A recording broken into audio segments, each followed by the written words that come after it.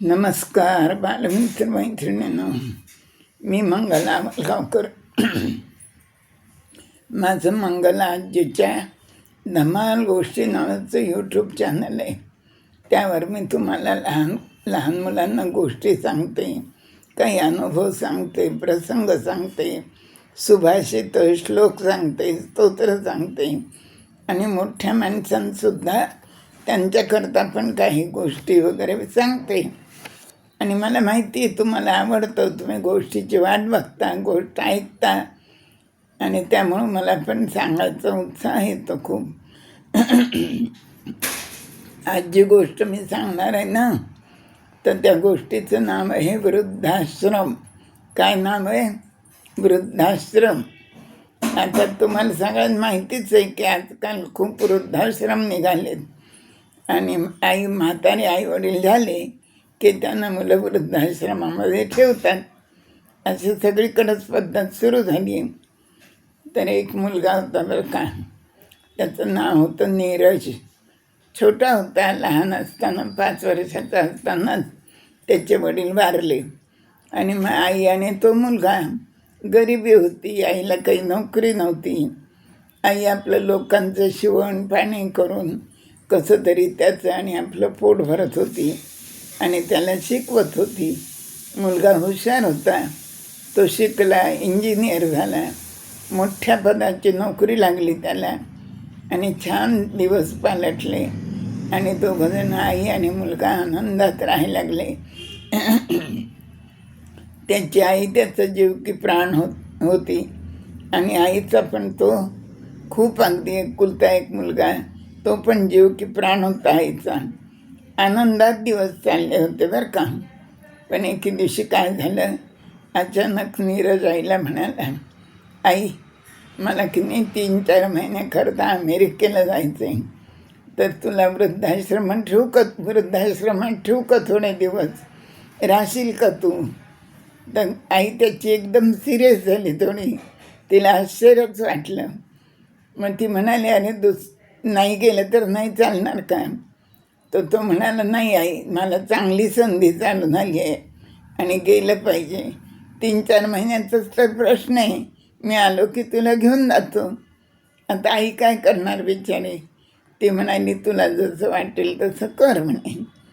मग नीरजने आईला वृद्धाश्रमात नेऊन सोडलं. चांगल्यापैकी वृद्धाश्रम पाहिला, पैसे पण भरपूर भरले आणि तिथं सोडलं आणि नीरज गेला. पहिल्यांदा नीरजचा फोन यायचा 8 दिवसांनी, मग 15 दिवसांनी यायला लागला, मग महिन्यानी यायला लागला आणि कधी कधी त्याची आई पण त्याला फोन करायची. असे 5-6 महिने गेले बरं का. पण तो काही परत आलाच नाही. त्याची आई त्याला विचारायची, आधी कधी येणार आहेस तू?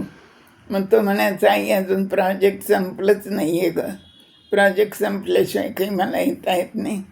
प्रोजेक्ट संपलं की मी लागलीच येईन आणि तुला घेऊन जाईन. असं करता करता जवळजवळ 2-2.5 वर्ष गेली बरं का. आता वृद्धाश्रमातले इतर लोक, त्यांना पण वाटायला लागलं की ह्या मुलांनी काहीतरी बहाणा केला आहे आणि ते त्याच्या आईला म्हणायला लागले, अहो तो फॉरेनला गेलाच नसेल, तो इथंच असेल म्हणे आणि त्यांनी लग्नही केलं असेल आणि त्याच्या बायकोनी आणि सासरच्यानी त्याला अट घातली असेल की तुमच्या आईला इथं ठेवलेलं चालणार नाही, म्हणून त्यांनी तुम्हाला इथं वृद्धाश्रमात ठेवलं असेल. आता हे ऐकून त्याची आई आणखीनच तुटत चालली आतून. अगदी मुलाची आठवण तर तिला येतच होती. आठवण झाली की जीव कळवळायचा तिचा आणि हे लोक असे म्हणायचे, त्यामुळे मग तिच्याही मनात शंका यायला लागली ना. असं करता करता आणखीन 2 वर्ष निघून गेली बरं का. आणि 2 वर्षानंतर त्याच्या आईचं त्या वृद्धाश्रमातच निधन झालं. मग सगळ्या लोकांनी सांगितलं तिथल्या की त्यांच्या मुलाला नीरजला बोलून घ्या, म्हणजे मग तो आता आईचे सगळे अंत्यसंस्कार करेन. जे वृद्धाश्रमाचे जे संचालक होते त्यांना, तर ते थोडेसे सिरियस झाले बरं का. आणि ते म्हणाले, अहो नीरजला जाऊन 4 वर्ष झाली म्हणे, तो आईला सोडून गेला आणि त्यानंतर 3च महिन्यांनी त्याचं निधन झालं. तो आईला सोडायला आला तेव्हा त्याने मला सांगितलं होतं की मला ब्लड कॅन्सर झालेला आहे आणि माझं आयुष्य आता फक्त 3 महिने उरलेलं आहे आणि माझं दुःख आईला पाहावलं जाणार नाही आणि पाहावं लागू नये म्हणून मी आईला इथं ठेवतो आहे. आणि त्यामुळं त्यांनी इथं ठेवलेले नीरज आता जगात नाहीच आहे. हे ऐकून सगळ्या लोकांना फार आश्चर्य वाटलं आणि सगळ्या लोकांचे डोळे पाण्याने भरून आले बरं का. मग त्या वृद्धाश्रमातच संस्था चालकांनी अंत्यसंस्कार केला आईचा आणि ते सगळं नीट झालं. पण मग त्या प्रसंगामुळं सगळ्या लोकांना कळलं की हे काही बरोबर नाही आहे. मग कितीतरी मुलं येऊन आपल्या आईवडिलांना आपल्या घरी घेऊन गेले वृद्धाश्रमातून. असा त्याचा परिणाम झाला. तर ही अशी आई आणि मुलाची वेगळी प्रेमाची कहाणी. आणि अशा एका वेगळ्या कारणासाठी आपल्या आईला दुःख होऊ नये, त्रास होऊ नये म्हणून असा दूरवरचा विचार करून नीरजने आपल्या आईला वृद्धाश्रमात ठेवलं होतं.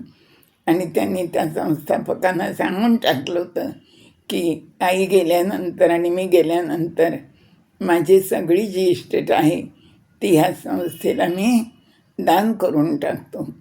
तर ही अशी आई आणि मुलाची आगळी आणि वेगळी कहाणी आणि जी ह्या वृद्धाश्रमात घडली. तरी वेगळीच गोष्ट आहे ना. मला नाही वाटत तुम्ही अशी गोष्ट कधी ऐकली असेल म्हणून. तर ही अशी छान नवीन गोष्ट तुम्हाला मी सांगितली बरं का. धन्यवाद.